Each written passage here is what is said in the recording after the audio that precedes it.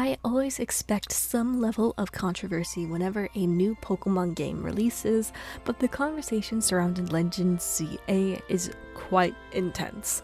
I've seen so many people hate this game to the moon and back, while others seem to genuinely enjoy their time.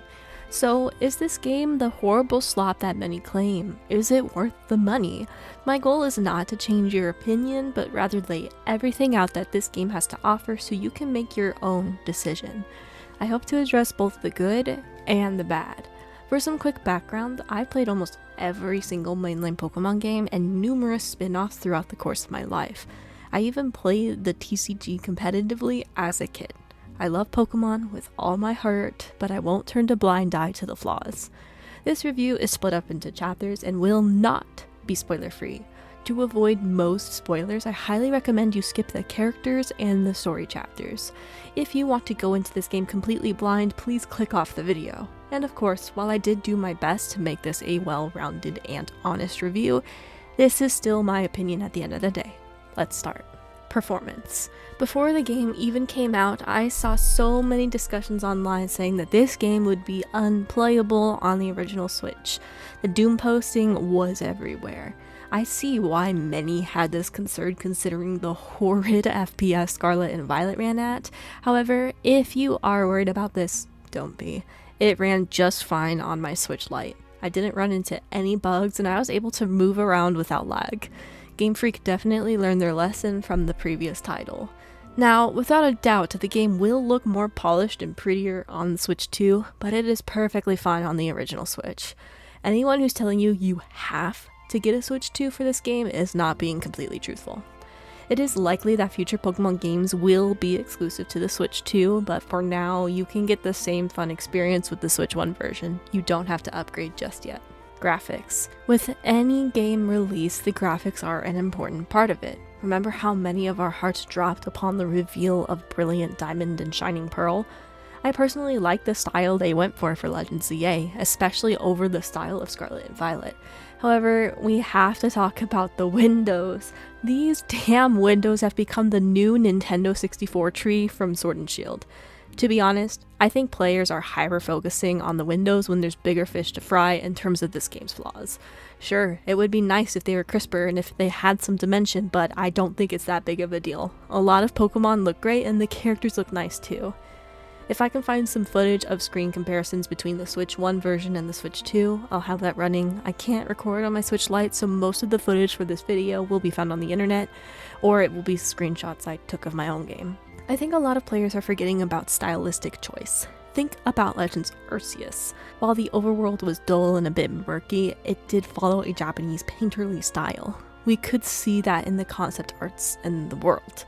It was a stylistic choice, even if not executed to the best, that helped give this game its own unique identity. We don't need hyper-realistic graphics in order for it to be called, quote, good.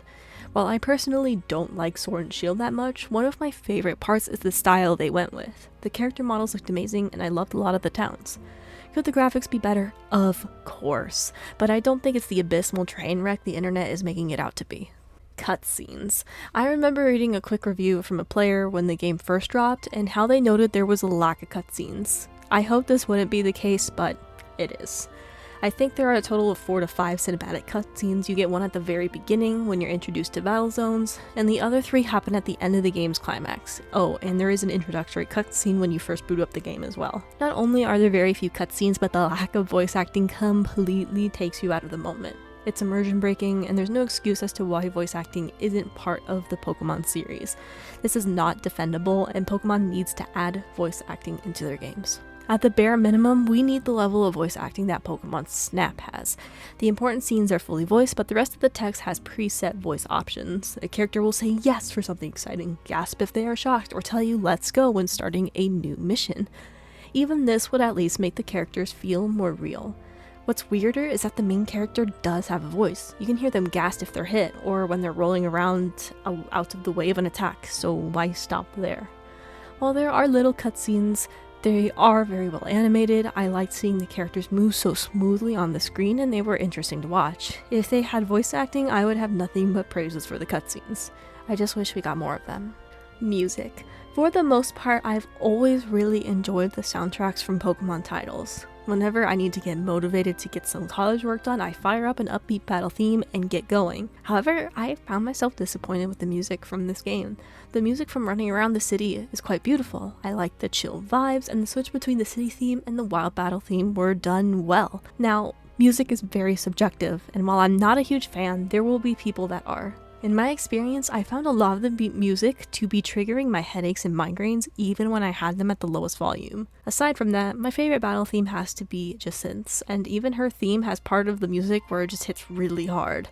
I know this is a more personal problem I've encountered, so I want to focus less on the music taste and more of the lack of music variety. I was expecting all the important characters to have their own theme. That's not the case. All of Team MZ has the same battle theme aside from Tawny and Urbane in the final battle only. The characters that have their own battle themes are Jacint, Canary, Ivor, and Corbo. That's it. There's more unique characters that I was bummed out didn't get their own theme like Gwyn, Lebon, and Emma. A lot of them just got the default trainer theme, and that was disappointing. It made me wonder if they just ran out of time. I did love the remixed music. They did a good job remixing Team Flare's soundtrack, especially with the fight against the two cafe trainers. If you didn't see them being part of Team Flare from a mile away, I don't know what to tell you. I especially love the remixed music of the legendary theme. This section is definitely going to be up to your personal preference, but I think the lack of variety in themes is still a bummer. I would have loved to hear Emma especially get a unique theme, along some of the more prominent characters as well. Speaking of characters, we have a fun cast for Legend ZA. It feels like they took the criticisms of X and Y to heart and made these characters far more memorable. I was especially surprised with how they handled Urbane/Tawny. They are probably among the more unique rivals we've gotten in the series. I'm briefly going to go over the main cast, so if you'd like to be surprised, please consider skipping this chapter. AZ. Returning from the previous game, AZ is the one running Hotel Z with Eternal Flower Floette by his side. You'll often find him behind the desk for the majority of the story. What's interesting about AZ is that it's his decisions from long ago that fuel the main conflict today. I'll talk about that more in the story section, but he plays more of a passive role in Legend ZA. I do really love that his pants are patched together as he has such long legs. It's a nice added detail, and we can still see he has the knee brace from X and Y. On the official website, it also says this man is over 9 feet tall. Damn. I do like that they braided his hair, especially as his appearance was very disheveled in X and Y. It shows some growth in his character now that he is reunited with his beloved Pokemon, Jet. This is a character that we see in the opening cutscene, and she also does the classic introduction of Pokemon, which was the role of professors in most previous titles. She has a lot of sharp angles in her design, and I actually thought she would be the main antagonist. Turns out she doesn't play that big of a role in the story at all, and only holds importance through her CEO title. This was such a bummer. They could have done so much more with this character. Vinny. This character is Jet's secretary, and he does a lot more in the story. He's the one that keeps in touch with your rival about rogue mega evolutions, and he's responsible for your special promotion battle. What was a really nice detail about Vinny is that he has a team of tough and imposing Pokemon, but then he throws out this Baniri. It's not evolved, and it's a stark contrast to his team and his character. He'll even tell you that he wasn't sure if Baniri was ready to battle, worried he may have pushed it too hard. It's this little detail that makes his character a lot more likable and gives him some depth. Not to mention, he has a little Baniri and Pancham tied to his hair too. I also really love that his Megastone is hidden on the palm of his glove. Adding this in later, but it turns out he does evolve his Baniri into a Lopunny if you face him in the postgame. Urbane/Tawny. I had the pleasure of meeting Urbane in my playthrough, and this is one of the goofiest rivals we've gotten in a long time. I hear that there's some dialogue differences depending on which rival you got, which I do appreciate. I found it to be such a letdown in Sword and Shield when Clara and Avery had the exact same dialogue despite being two different characters. We learn a lot about this character throughout the playthrough. They love to cook the monstrosity of croissant curry, they are terrible at making videos, and they are searching for someone in Lumio City. Later on, we'll learn that the jacket was a gift from their mother, too. Oh, and don't forget them putting entire MZ team into crippling debt to make those cringy videos. Damn it, Urbane. I gotta say, getting into debt because of your rival is pretty funny. It's not even difficult to get money in this game, as the ZA Royale gives you loads for partaking in it. I will say character design wise, I do prefer Tawny. It fits together so much nicer than Urbane's. I think for Urbane, I was really distracted by the bright pink shoes. In his art, it looks a lot more muted, but the game model, it's distracting. The white and blue shoes that Tawny has would have been perfect for Urbane too. Corbeau. This was a character design I was most excited for when he was teased. I immediately knew he was a poison type specialist thanks to the dripping patterns on his coat. The colors are so well done, and I love how they ribbed his white tie like a fishbone. Unfortunately, there is a drawback. He's like 2 feet tall. Honestly, that just adds to the character design, and I like the odd shakeup of how he essentially makes us run around doing charity work despite being a menacing organization on the surface. Oh no, what are you gonna make me do? Rescue Pokemon and clean the city? Oh no. Mable. Remember her? This is her 5 years later as the acting Pokemon professor. She definitely got a huge glow up, and I love the hairstyle they went with. I also like that her computer still has the Team Flare symbol, tying her back to her roots. The pattern on her dress is fun, and she definitely gives me professor-like vibes. I also enjoy that she's not overly nice. She has an attitude and can be quite aggressive with her dialogue, which makes sense as she used to be part of the organization that tried to essentially end the world. Emma. This was a hyped returning character for Legends ZA. She's all grown up now and takes on detective work in the city. I'm just disappointed she didn't play a bigger role in the game's story. We're also told about her suit being special numerous times, and yet we don't actually get to see its capabilities. I do really like the take on the trench coat as it's stylish and different from the long coats we typically see for detective characters.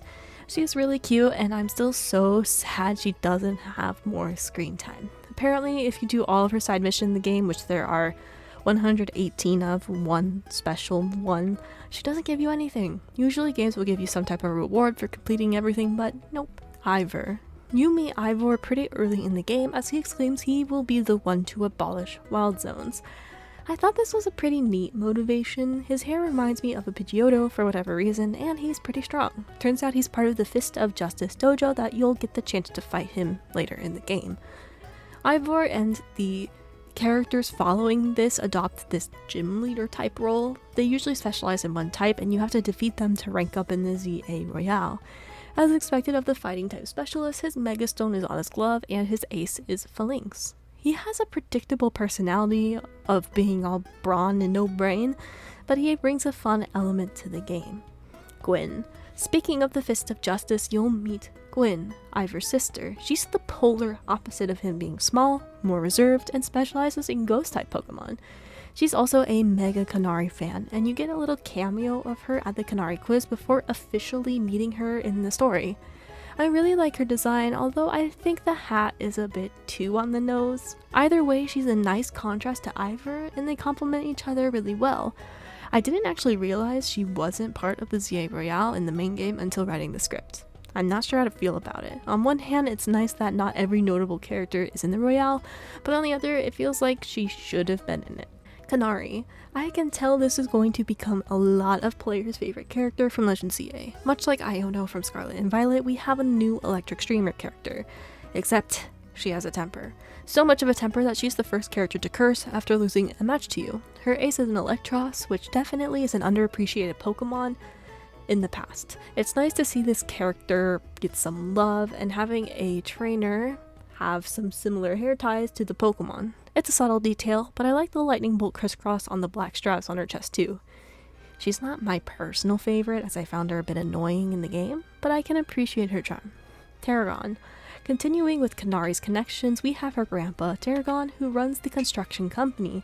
He's responsible for all the scaffolding parkour courses around the city. He focuses on ground-type Pokemon and is actually very supportive of his granddaughter's streaming hobby. That was pretty wholesome to see. He's also the one behind the hologram of Canary at the Canary quiz, which some of the community found funny while others found it weird. I'll leave that up to you to decide.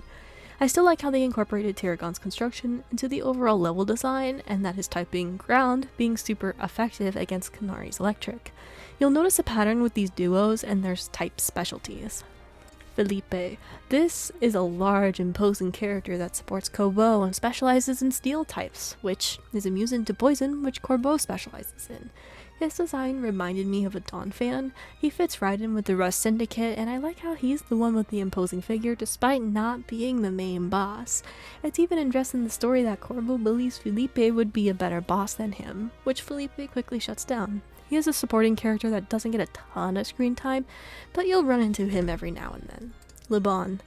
This character comes with an interesting twist. She comes off as a frail maid character that's all put together and classy. Turns out she has a wild personality and is forced to dress and act elegantly thanks to losing to Jacinth in the past. She specializes in dragon Pokemon, which is weak to Jacinth's fairy, which makes sense why she lost.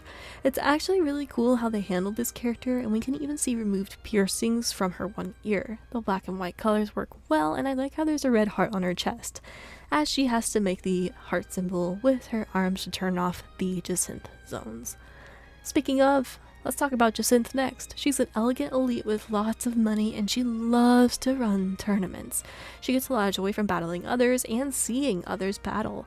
It's honestly refreshing that she doesn't get mad if she loses, but is rather very excited that she got to have a fun battle instead. As you'd expect from a fairy type specialist, her outfit is this light purple pink with white frills. I also like that her expressions remind me of the old shoujo animes. She has a triangular mouth and a ton of shines in her eyes like those shows would do for their characters. It's subtle, but I feel like it fits her perfectly, and she has the best battle theme in the game, hands down. Naveen. One of your companions on Team MZ is Naveen, who is so stylish it's insane. It makes sense that he's an aspiring fashion designer, and he's the one behind the logo and banner for the team. My heart goes out to the artistic characters, and Naveen is no exception. A detail I really like is the pouch on his arm that has scissors and other sewing materials. It's the small things that really matter, and I dig it a lot. He was the character that got fleshed out pretty well for a Pokemon game. We learn that he can't stand the croissant curry at the start, but eventually warms up to it. He's also a huge Kanari fan, and thus the joke of him being a tier 3 sub began. Lita. Lita is another companion on Team MZ who focuses on dance. Her colors of blue and yellow alongside being a dancer is a direct callback to Tierno from the original X and Y titles. Many believe that they are implied to be siblings or at the very least related in some way. If I recall correctly, she came to Lumio City for dance school here with a friend, but that friend ditched, leaving her without accommodations and having to go through school alone. Her bangs do bother me a bit, but she's a cute character overall. Later in the game, she also gets the memed on Mega Starmie, which is fun.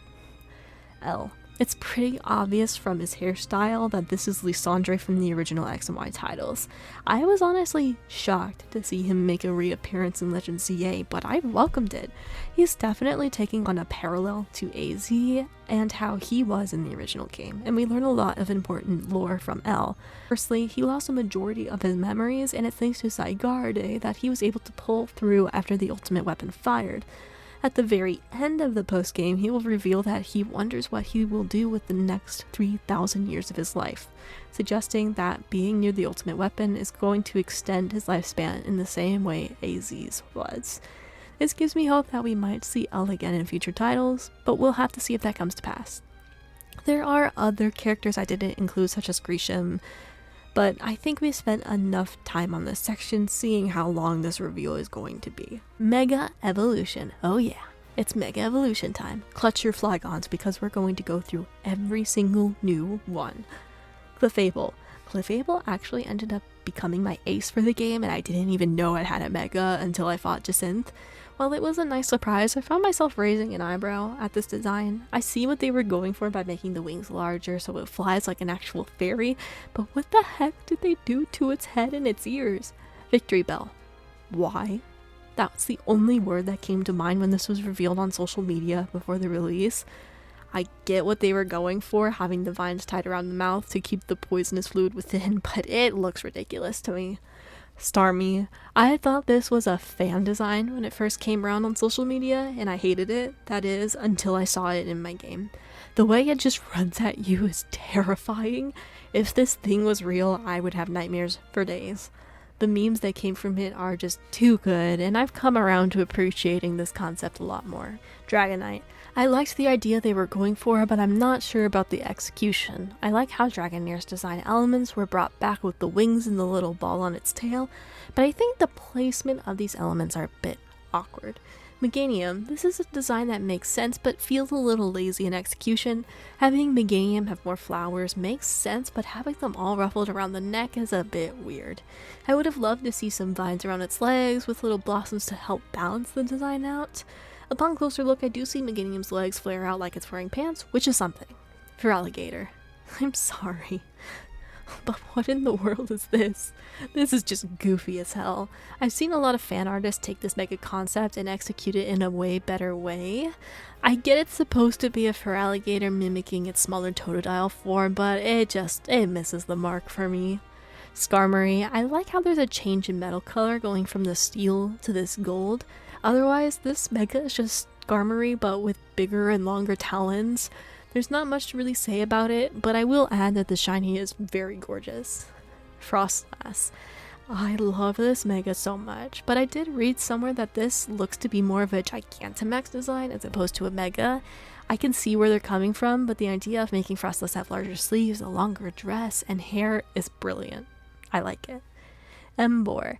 I think out of the 3 starters in ZA, Emboar is the most successful mega. They made its flames bigger, the body longer, and gave it a staff-like weapon. I don't have much else to say about it really. Excadrill. This mega falls into a similar category of Skarmory, and it's just making a portion of its design larger. The 3 jewels being huge honestly reminded me of those girls who love to get really long nails that aren't the most practical. Scoliopede. This mega kicked my ass in the game. I really like the pop of teal on its head and how the bug gets a suit of armor. It's an extra layer of protection that I would expect from an evolution beyond evolution. Scrafty. I see what they were going for, but this isn't super memorable to me in terms of its design. I do think Mega Scrafty fits very well with Naveen, and hopefully I'll get to battle it more in the postgame. Electros. When I first saw this design, I didn't register that it got 2 extra heads. It looked like it had 2 large nets attached to its body. I'm glad a more obscure Pokemon got a Mega, but it didn't leave much of an impression on me. Chandelure. I love this mega. It's definitely more on the nose in terms of its design, but it fits the Chandelier Pokemon perfectly. By making it more intricate with bigger flames was a good choice, even if predictable. Chestnut.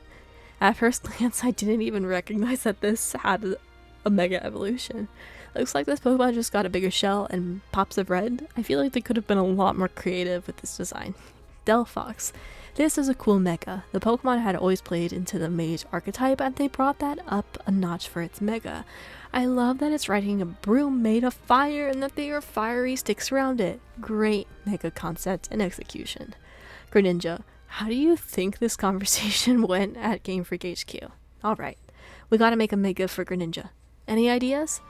Let's give him a giant shuriken. Alright, good. What else should we do? Turn him upside down. That's it? That's it. Pyroar. Okay, all I see is this mega as if Swordward and Shieldbird from Sword and Shield combined their hairstyles to create this monstrosity. I'm sorry. Floette. I like how this mega has story importance and an interesting one, as it's not a Florges like it's the mega, but the secondary evolution in the line. I like that the flower becomes larger, but I find the red cord attached to Floette a little weird.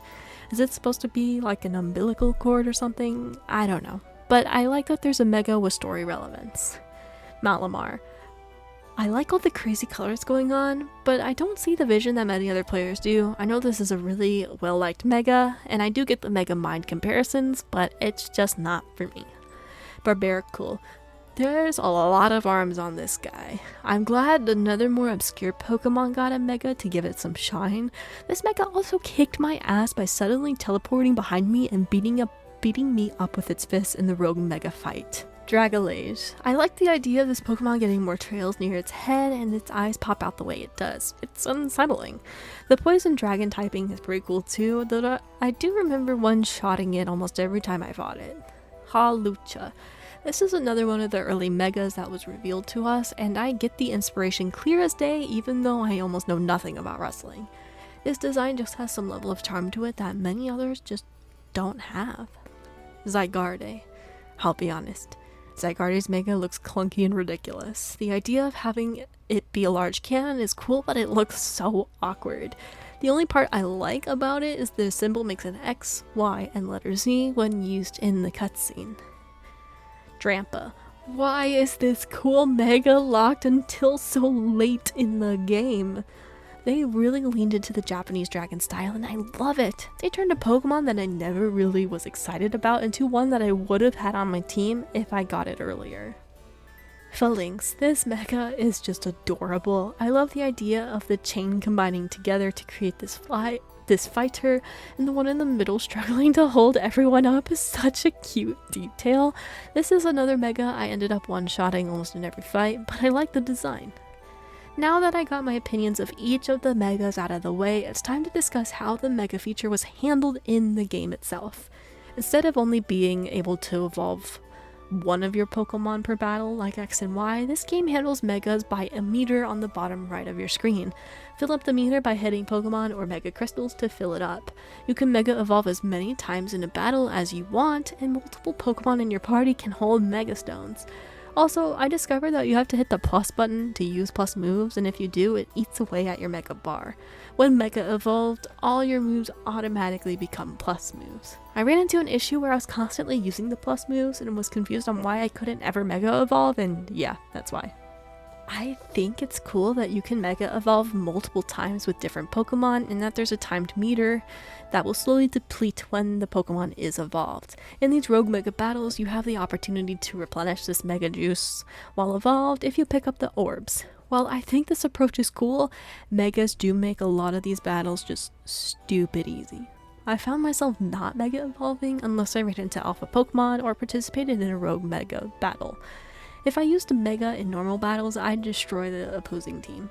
You can get Mega Stones in 3 ways. The first way is to calm Rogue Mega Evolution by progressing the story. The Pokemon that go Rogue are the stones you'll get by defeating them.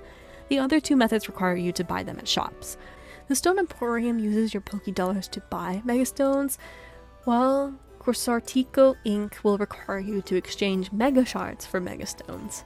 However, not all of the Mega Stones are available for purchase right away. You have to hit certain story milestones to unlock them in shops, thus making certain Megas just not available until late game. Speaking of unavailable Megas, you cannot get the original 3 Kalo starters unless you have Nintendo Online and you participate in ranked battles.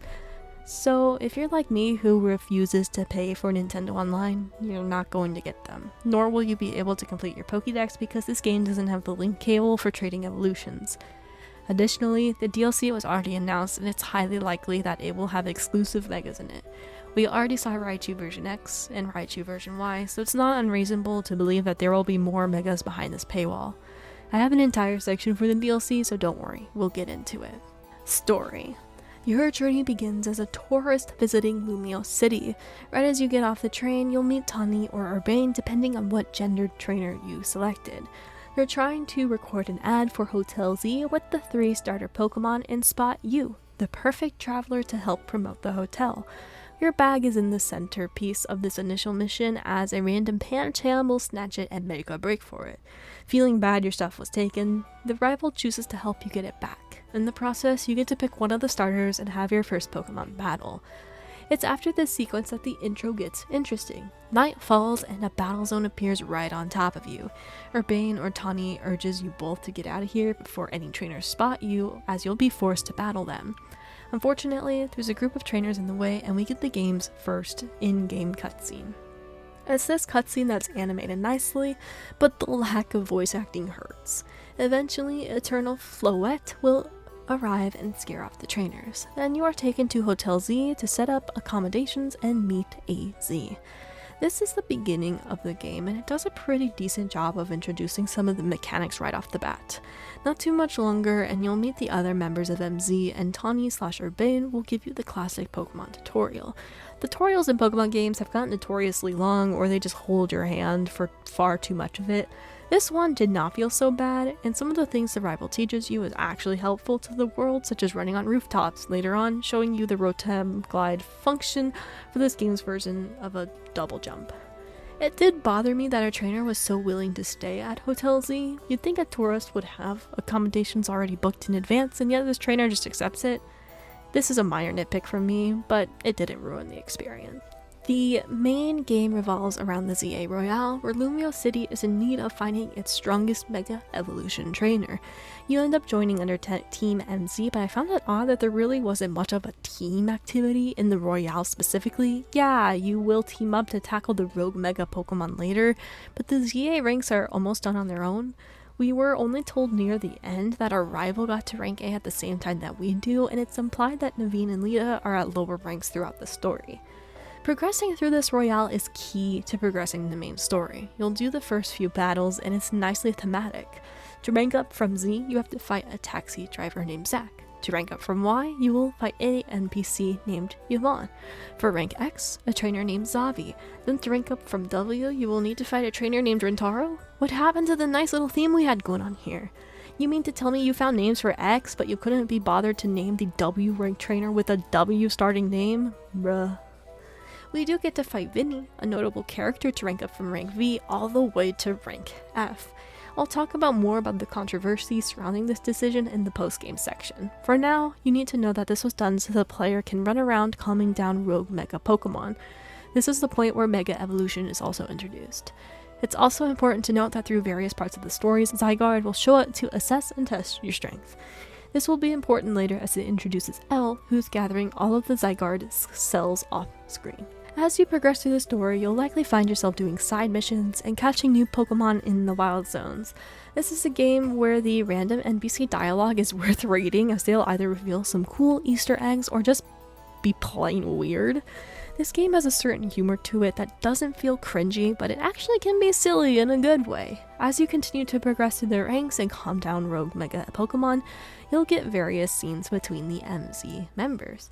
We learn that through the story, Naveen doesn't stay at Hotel Z, but is often around due to his grandmother throwing away his artistic creations. Lita had nowhere to turn as her dance partner bailed out.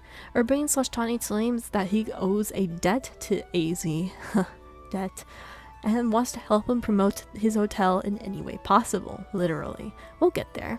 There's some NPCs that can be found commenting on your rival's advertising videos, claiming them to be cringy and hard to watch. Poor guy, likely only has 4 views, and it's all members of MZ. Where this story really picks up is from rank F onward. You get to meet some notable characters and be introduced to them. The first one you fight is Kanari, who is a streamer with a short temper. Next up you'll fight Ivor, but before that you have to find his missing sister Gwyn with Emma.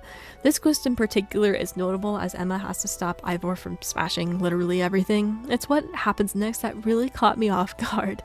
Instead of continuing the Royale, you get a notice from the Rust Syndicate. Apparently your good friend Urbane/Tawny borrowed a loan from them with an insane interest and got themselves into a stupid amount of debt. Why? To make those advertising videos. It's set up that these would likely be the bad guys of the game, and I wonder if they finally remembered about the Pokemon staple bad guy team. You go to the Rust Syndicate with Lita and meet Corbeau, or Felipe. You go over the details of the loan, and it's revealed that Corbeau even explicitly said to your rivals that the videos were bad and warned him against the loan, but they did it anyway. Now, instead of your rival busting their ass to pay it all off, it falls on your shoulders because you're the protagonist. The Mafia-esque boss Corbeau tells you that you'll be the one to follow his orders, and what do you have to do? Take care of misbehaving people. Actually, you're removing ghost-type Pokemon from a home. Clean up the streets with Mega Shards. Wait, is he just giving us chores? It's at this point where I began to realize that this was misleading on purpose. The game wanted you to believe that they were the bad guys, but in reality, Corbeau is willing to get his hands dirty to protect Lumio City. I never would have thought Pokemon would try to paint the loan sharks as the good guys. I suppose it's an interesting twist at the end of the day, even if the execution was odd. Corbeau ends up as your opponent in the Royale, and after defeating him, he would stay at the Hotel Z for a night. He'll tip the hotel for good service, and it's implied that he tipped the amount your rival owed. It was an interesting arc in the story, but now you're back on track to complete the ZA Royale. The next characters you'll meet are Leban and Jacinthe. Leban urges the player along with Urbane/Tawny to partake in Jacinthe's tournament as they have been scouted. They go to check it out and get a call about Rogue Mega Evolution, ditching the party and tournament on the spot. This really upsets Jacinthe, and she ends up crashing the strategy meeting, and she'll randomly pop up as you defeat the 3 next Rogue Mega Evolved Pokemon. After that, you get to partake in her tournament, which ends up with a fight against Zygarde, and your promotional battle against Jacinthe. You'll also get to hear the best battle theme in the entire game. It's the last rank up battle where things get interesting again. Your opponent is Grisham, but his identity is unknown. It's here that you discover who he is, and it's revealed that he is part of the new Team Flare. You'll follow him to the old Lysandre cafe that has been abandoned, and it's here that you get to explore the Lysandre labs from the old games.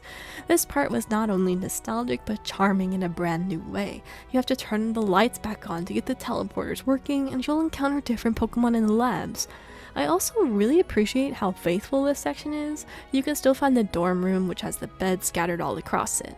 Once you go down the elevator, you find the same 2 rooms where AZ was held in the original games, and where you had to press the button to either activate or stop the ultimate weapon.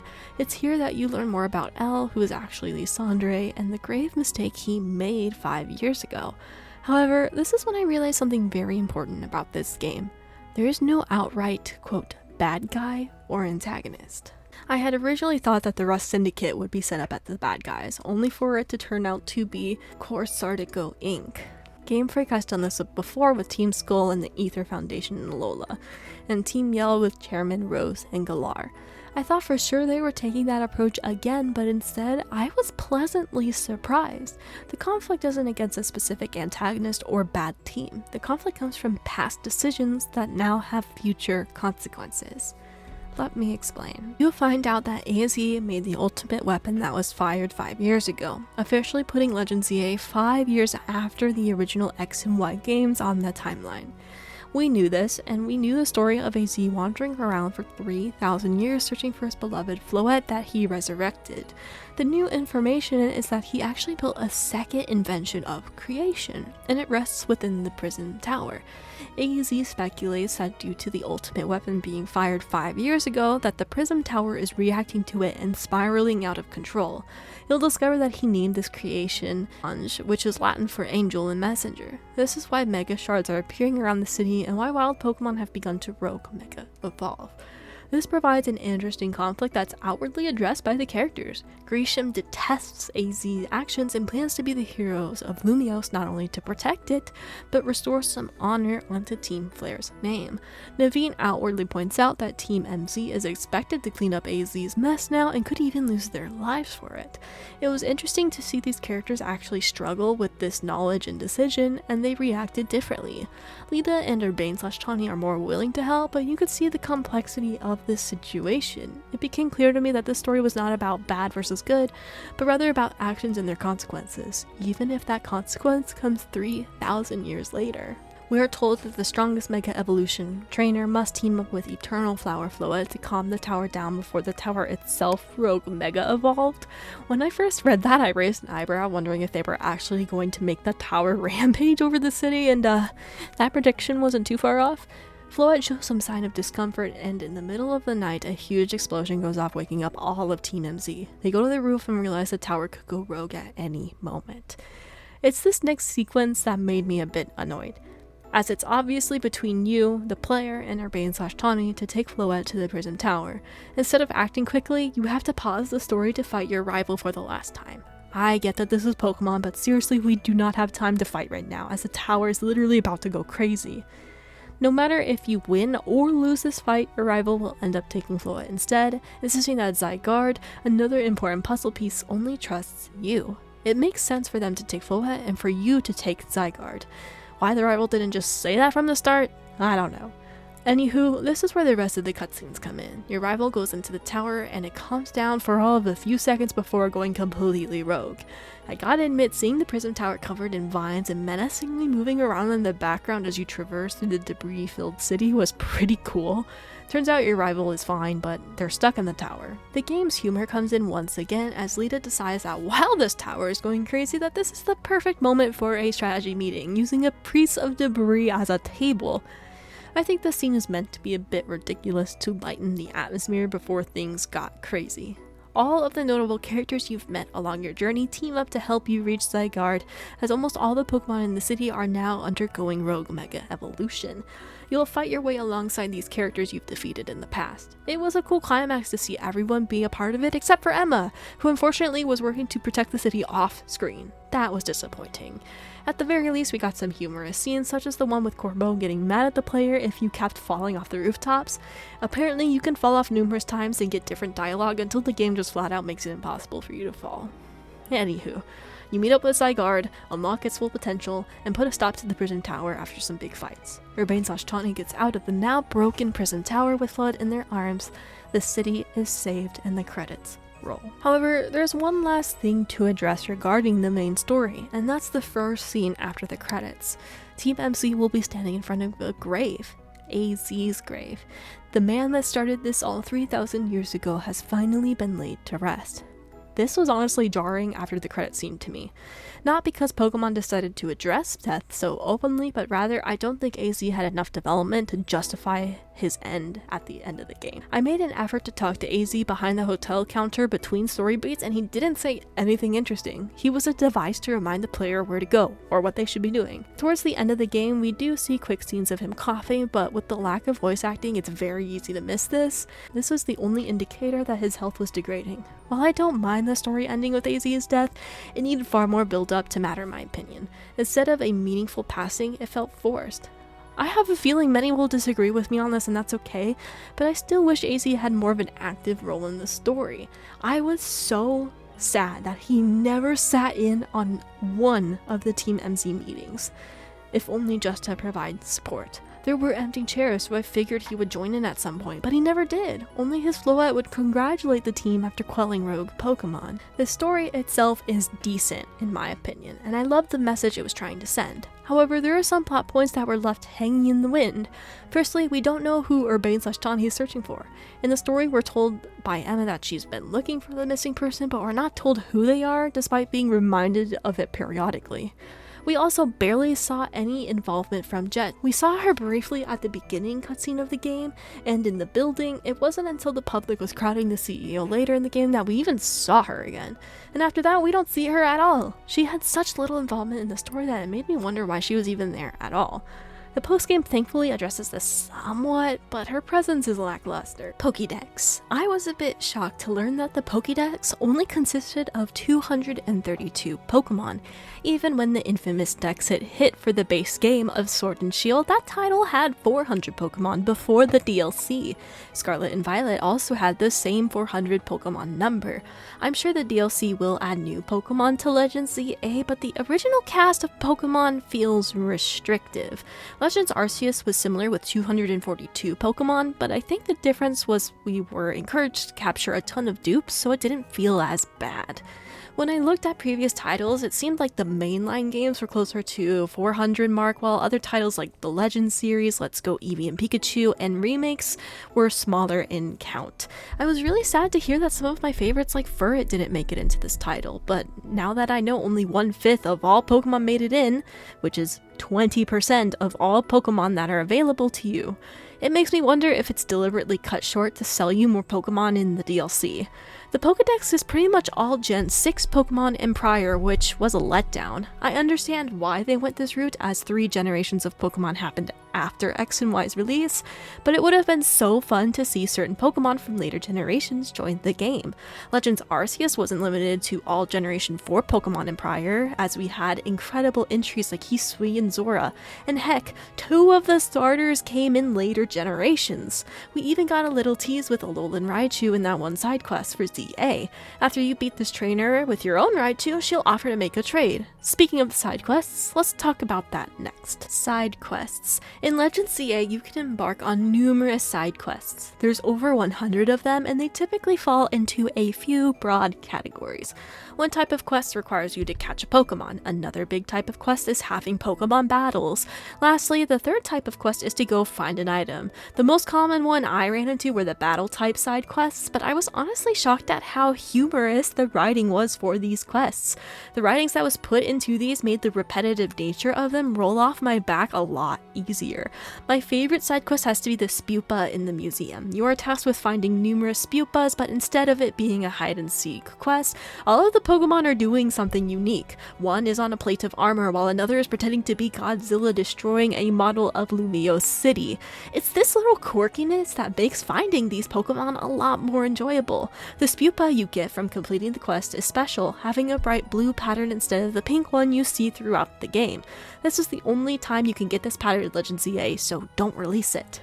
Another humorous quest was your first time taxi driver. She asks you where you want to go, but ends up rejecting every request until you mention the Pokemon Center. Why? Well, it's because she doesn't know where anything is. Unfortunately, a lot of the dialogue takes place on a black screen, which does take away from the experience, but we can at least give it credit for being different. She will battle you at the end of the quest. A lot of these side quests will also teach you about specific niche mechanics and will ask you to bring a specific Pokemon to battle. It forces you not to use your main team, to steamroll through all the side missions and actually raise some new Pokemon.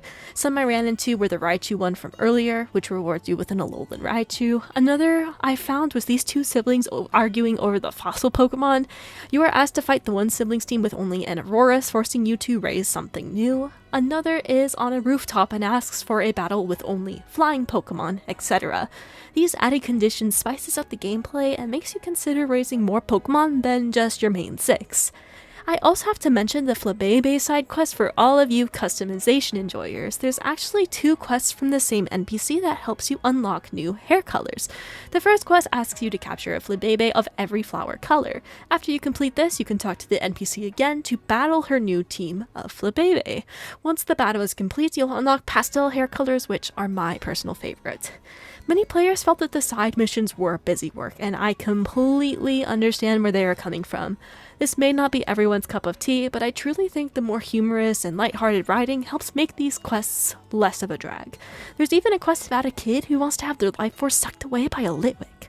What? I think the fact that I can rattle off a good handful of quests just off the top of my head goes to show there's some memorable moments within them, making it worthwhile encounters. Wild zones. Having gone from the fully open world in Scarlet and Violet, many were skeptical of what seemed like a step backwards with dedicated wild zones. I thought that this was an interesting approach, and more wild zones would unlock as you progress through the story. However, there is one glaring flaw of these zones. There is a major lack of variety.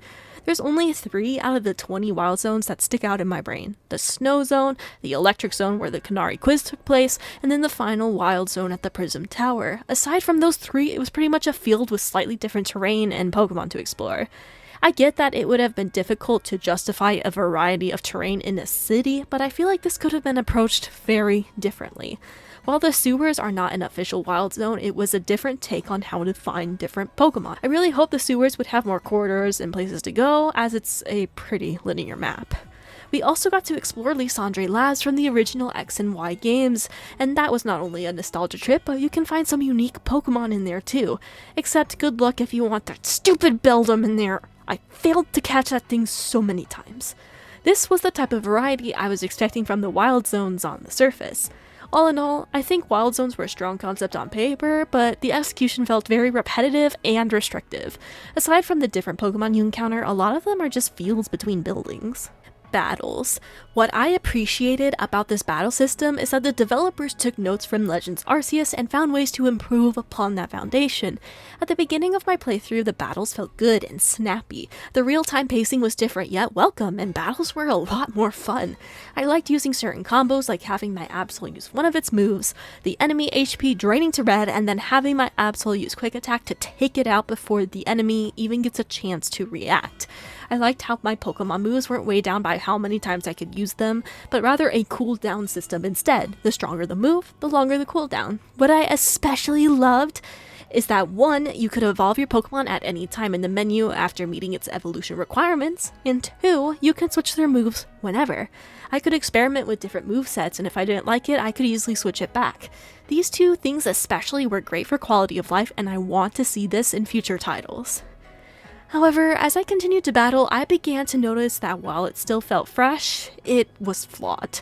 I constantly had my Pokemon getting stuck on stairs, benches, ledges, etc. and wasting their moves in a fight. When I tried to clear out Mega Crystals or obstacles in the overworld, sometimes my Pokemon would just run off behind me. Your target is right there, dude, what are you doing? While I like the idea of being able to dodge enemy attacks in real time and hiding behind city objects, getting stuck on so many things was a pain. Sometimes when I moved my character to get my Pokemon to move, they'd still be stuck. I personally found fighting in water to be the worst, as my Pokemon would constantly miss or get stuck on the bridge. Fighting near scaffolding was pretty rough as well, as both mine and the opponent's Pokemon would get stuck. In this game, you also have to keep an eye out for having your trainer get attacked. This is most prevalent when fighting alpha Pokemon and partaking in Mega Rogue battles.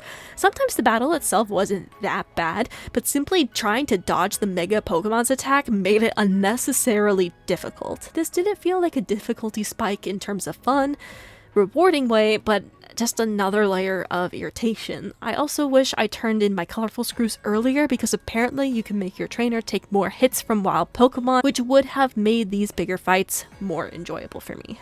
In the XY Royale, you also have a new mechanic to sneak up on trainers. If you get caught, there's a chance your Pokemon will be caught off guard as well and unable to act right away. No matter how much I messed with this mechanic, I couldn't figure out what specifically caused my Pokemon to get caught off guard. Sometimes I would run right in front of these trainers and the battle would start normally, or I'd be far away and the trainer has supervision all of a sudden and smacks my Pokemon. I also found that sneaking up on trainers just became a hassle the more I played. Whenever I got bonus cards for the sneak up goal, I just ended up throwing them out. It was fun the first few nights, but I'd rather fight more trainers than try to sneak up on them. I'm sad to say that the Pokemon battling mechanics are not the best. I like the idea a lot, but when your Pokemon gets stuck on the smallest of corners, it just sucks the joy out of it.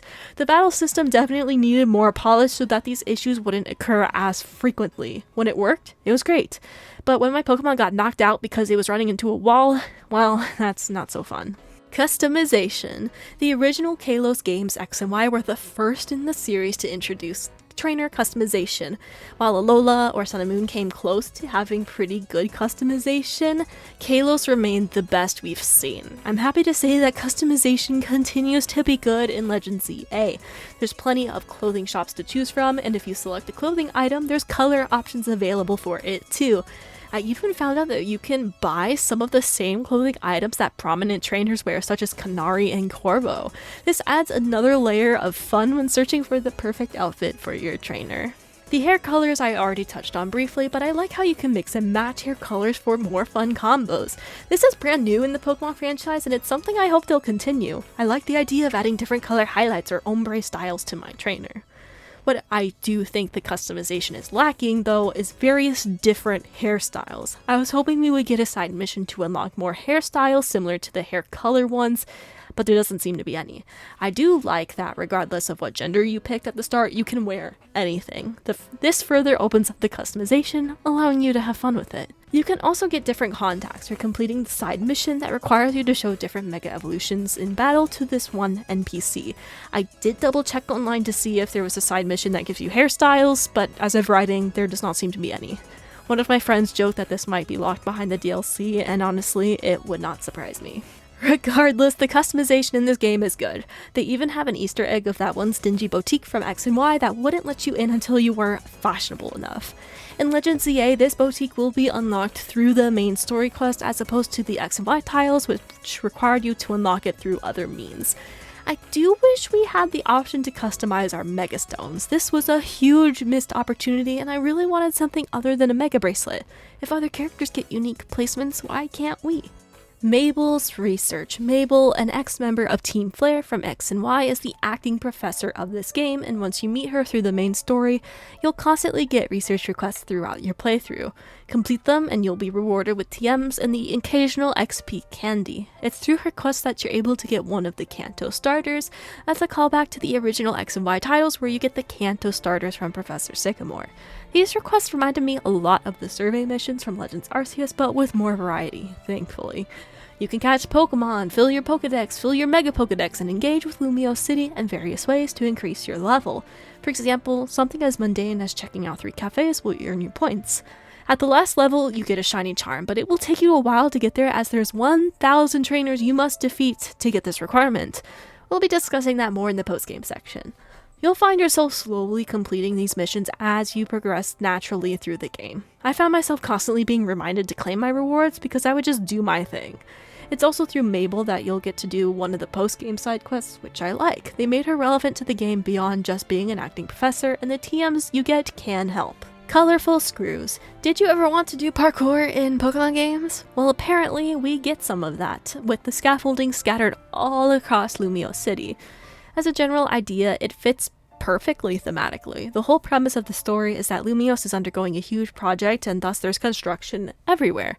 It's a fun way to incorporate some of the game mechanics without them feeling out of place. There's even an entire construction company that becomes relevant to the main story through Kanari and her grandpa.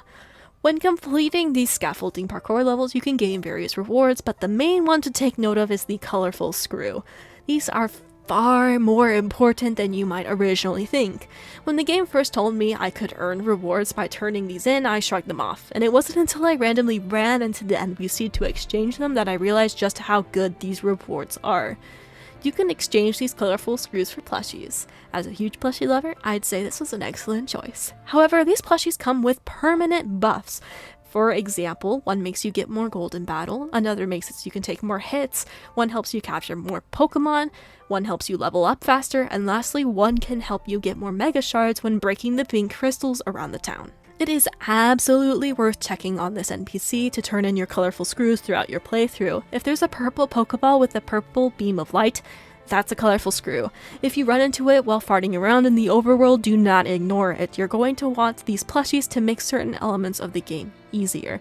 I don't want to run around town grinding these pink Mega Crystals, but with the plush, I get far better drops. Quick side note, the Mega Shards in your inventory cap out at 999. I did not know that, and apparently I was getting nothing while clearing these Mega Crystals out after that. Do you know how much time I wasted not getting any drops? So make sure you check your Mega Crystal count every now and then and turn them in for Mega Stones at that company incorporated. I don't know how to say it well, okay? In the post game, that Mega Shard exchange will give you more items like bracers and XP candy, which can be helpful too. If you find all 100 colorful screws and buy out all the small plushies, you get a large Kanari plush in your hotel room. Missed potential. We've gone over a lot from the basic game mechanics, story, characters, and more.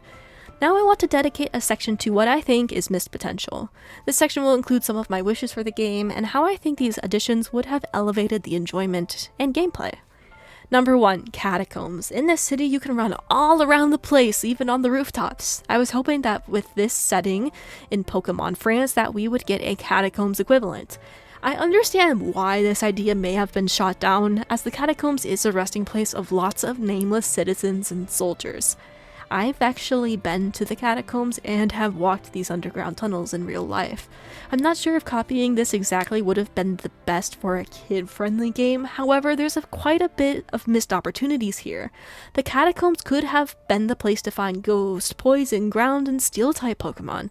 A solution that comes to mind is to expand the existing sewer section across the whole underground of Lumio City. The sewers could have been a more kid-friendly catacomb equivalent for players to explore. Just as a fun fact, there are these pillars in the catacombs that are painted in black and white. The white represents life, or you who's walking through the catacombs. The black represents death, and those who are resting in the catacombs. You know the main themes of the X and Y legends? Life and death. That would have been such perfect symbolism they could have included in the game to call back to the original legendaries from X and Y. Number 2, lack of indoors. This was something that disappointed me so much in Scarlet and Violet. Being able to barge in townhomes was such a fun little charm that the Pokemon games had.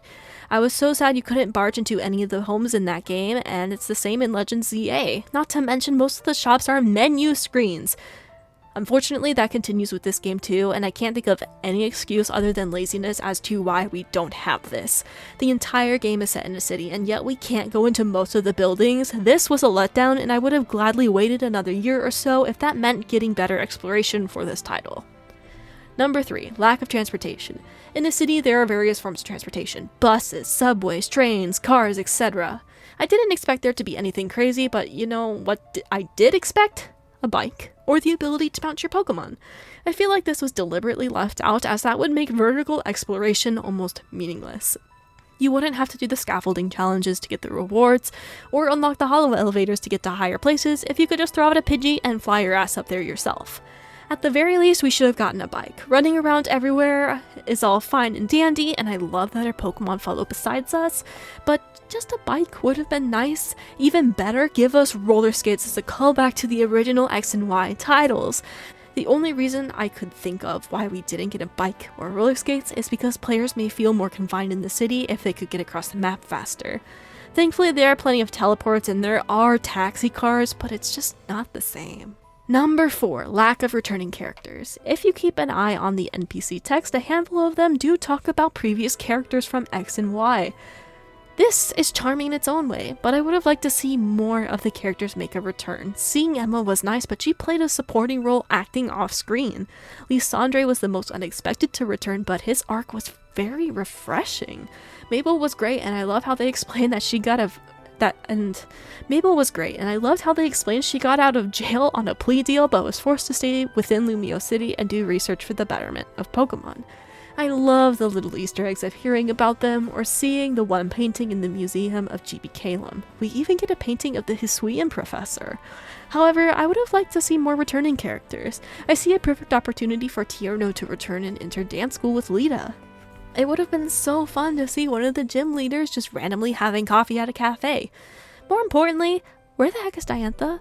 As a former champion, she should be a big deal and she's nowhere to be seen. Now that I think about it, it's probably a good thing Clement wasn't there. He would have had a heart attack seeing what happened to the Prism Tower. What I want to get across with this section is they could have had more characters return, even if it's just for a small cameo in a side mission. It would be a nod to the fans who played the original games, give incentive to do more of the side missions, and it wouldn't take too much screen time away from the main cast. Number 5, more Pokemon. I understand that with over 1,000 Pokemon now, it's going to be hectic to keep track of them all. I do think this game would have hugely benefited from having more than 230 Pokemon. I know that seems like a lot, but when you're stuck in a city, it's old getting to see the same Pokemon over and over. I think there was a huge missed opportunity with adding Pokemons from Generation 7 onward. They could have done a similar method to Black and White, where a bunch of Pokemon are unlocked in the post-game. I think that would have been a great way to make the game feel fresh again after beating the main story if there were new Pokemon to find in the already existing wild zones. I'd love to see Smoliv on the rooftops with Budu, or Wooloo in the grass with Mareep, etc.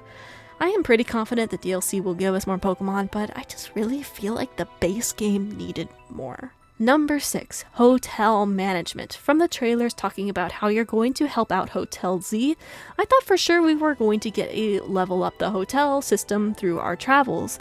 This was such a perfect opportunity to introduce a hotel leveling mechanic where you could improve the hotel and help attract visitors over your playthrough. Instead, it's treated only as a hub for Team MZ, which is fine, but it could have been so much more. I would have loved to see an empty Hotel Z slowly being built into something beautiful. I would have also liked to see actual guests in it, as it's stressed numerous times that your rival Urbane or Tawny is trying to advertise it. The only guest we see in the whole game is Corbeau. Literally. This would have been an extra fun mechanic that could have given a player a sense of accomplishment and more rewards. Taking it a step further, what if we were able to customize our own hotel rooms? I know we can get the Canary plush through colorful screws, but I think there could have just been so much more done here. DLC and Nintendo Online. Alright, time for the not so fun section of discussing the monetization surrounding this game. The DLC for Legends of ZA was announced before the game even came out, and yeah, that was a crummy move. This was the first time ever that the Pokemon Company did this, as their previous 2 titles waited a little into the game's release before announcing theirs. Honestly, I think that's how a DLC should be handled. Let players experience the game and excite them with a new DLC later. Instead, we get the interesting yet frustrating dilemma. We now know for a fact that the base game is not the full experience. To make matters worse, they announced that certain megas would only be obtainable through Nintendo Online Ranked, which was also time-gated. You can't grind ranked battles if you wanted to just get it over with to get your 3 Kalos starter megas. If you want the full experience, the price goes up. For Switch 1, 60 USD for the base game, 30 USD for the DLC, and 20 USD for 1 year of Nintendo Online. This equals 110 USD.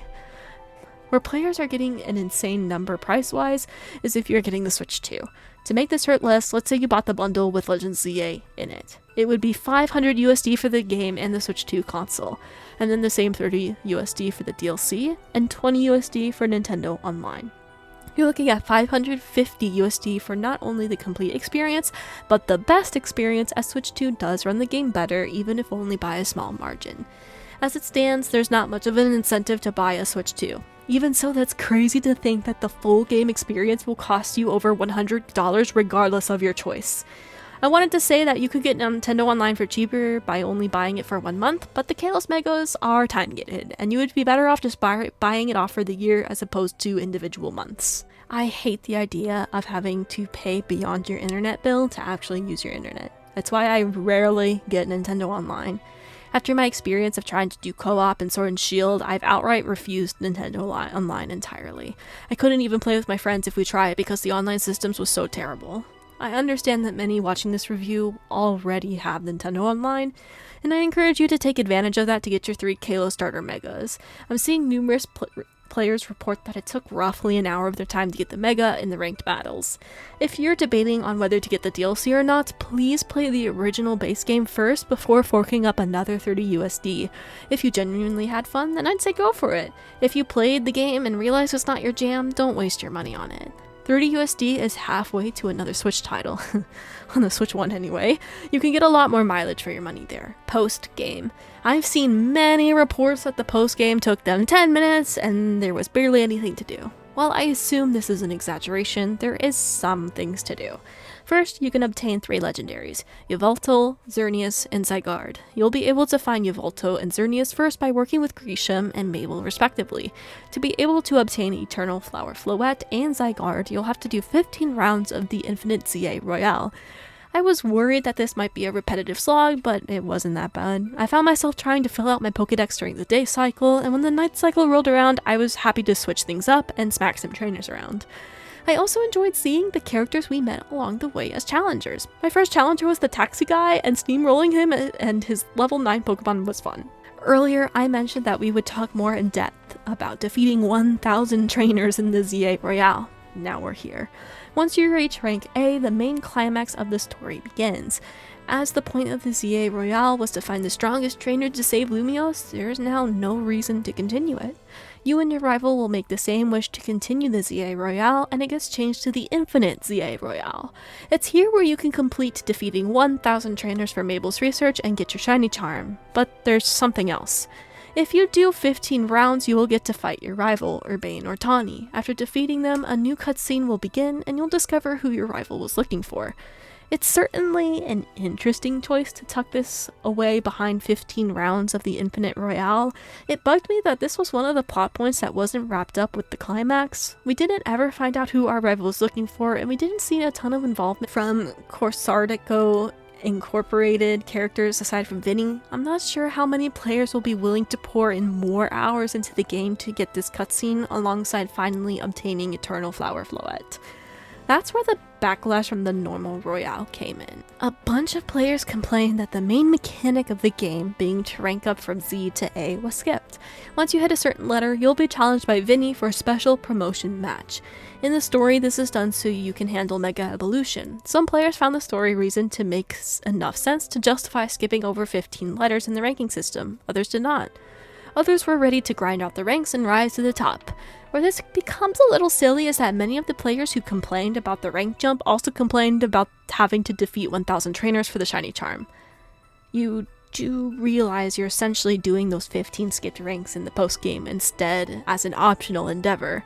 So whether this was a good or a bad choice relies on your perspective. Personally, I found the story reason to be satisfactory, and I'm happy the main story wasn't locked behind 26 ranks, even if I was ready to do them all. Now I can do them in the post-game, experiment with different teams in the process. However, it doesn't end there. If you do 20 rounds of the Infinite Royale, a new side mission opens up. Side mission 119 involves none other than Jacinthe, who introduces her new tournament where you only battle her. It's comical, sure, but I already fought a bunch of times to get here and I wanted something else. I guess if we were to get infinite battles with anyone, I'd want it to be Jacinthe so I can jam out to her battle theme. You do get 30 luxury balls and a bunch of cash, which is appreciated, but after doing 20 rounds in the Infinite Royale, money will not be an issue for you. I had like 3 million Pokedollars. So yes, there's some post-game, but not a ton. It will take you maybe 30 minutes to an hour to get the X and Y legendaries. The majority of the time spent on the post-game will be on the 15 battles in the Infinite XY Royale. I think the game expects other elements to carry the post-game on, such as the side missions and Mable's research. I'm not sure if I would consider that proper post-game content, as that's available for you to do in the main game as well. Conclusion. If you made it to the conclusion, thank you for listening to me talk about this game for so long. I want to discuss my overall thoughts about Legend ZA while doing my best to not let recency bias affect my score.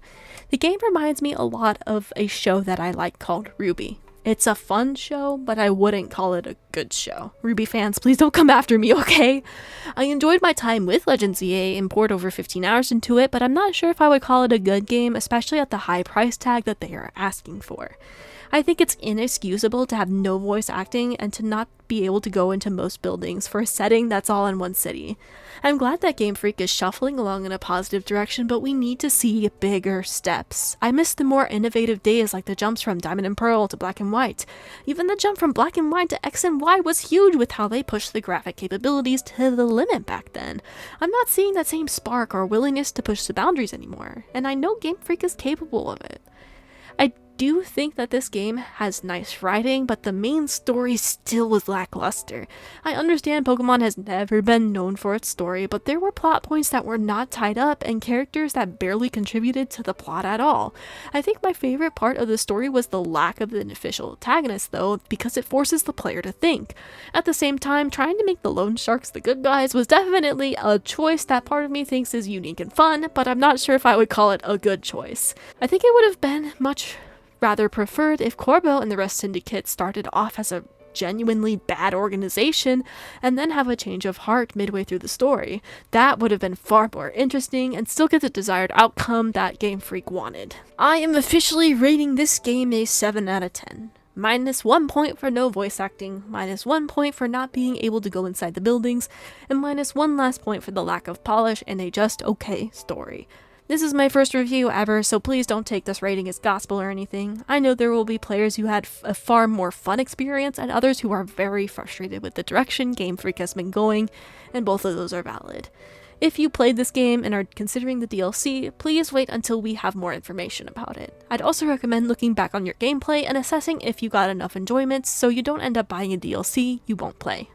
If you're considering picking up the game for the first time, please know that you do not need to buy Switch 2 for it. Many will encourage you to so you can experience the game at 60 FPS and have a more optimized experience, but it's not necessary. Myself and numerous other players have been able to play this game just fine on their original Switch. I love Pokemon, and this game will go down as another fun playthrough for me, even with its flaws. I hope the DLC gives us enough content to warrant its purchase, and I'm crossing my fingers that it's not filled with cut content from the base game. If you agree or disagree with any of my points in this video, please feel free to discuss them in the comments. I'm always happy to read them and engage with you guys as long as you're remaining respectful. As mentioned earlier, this is my first review and I tried my best to give you all the facts while also giving you my opinion. This took a long time to make, so if you enjoyed, please leave a like and consider subscribing. I hope to see you next time.